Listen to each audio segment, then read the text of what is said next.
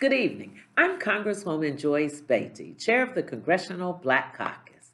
It is an honor to be a part of tonight's program as we celebrate Women's History Month and join together to chart a path towards a clean energy economy and an economy that accounts for the needs of Black and Brown communities on the front lines of the climate and pollution crisis.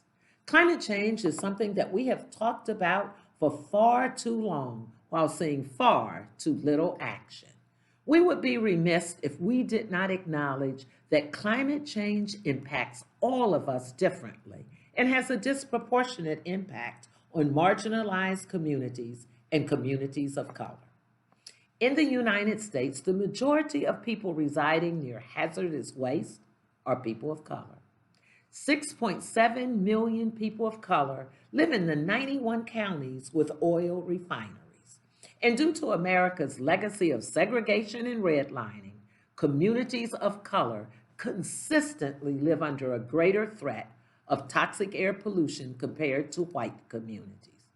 Data indicates that people of color are more likely to develop health conditions such as asthma or die of environmental causes. But there are ways we can begin to correct harms and create a future that builds up the communities that have been harmed the most. Just last year, congressional Democrats and President Biden made a historic investment in ending the climate crisis through the Infrastructure Investment and Jobs Act, also known as the Bipartisan Infrastructure Bill, something I'm very proud that I was able to play a major role in passing.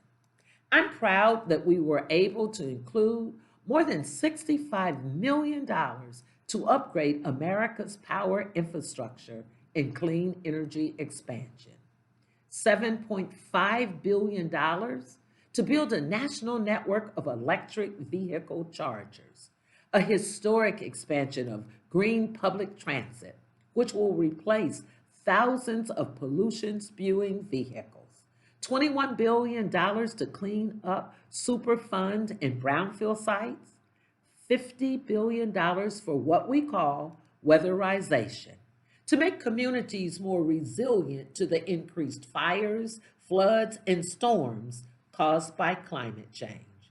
I'm also very proud to share that more than 400 of the 715 recommendations put forth by the House Select Committee on the Climate Crisis have been passed by the House, and over 200 have been signed into law.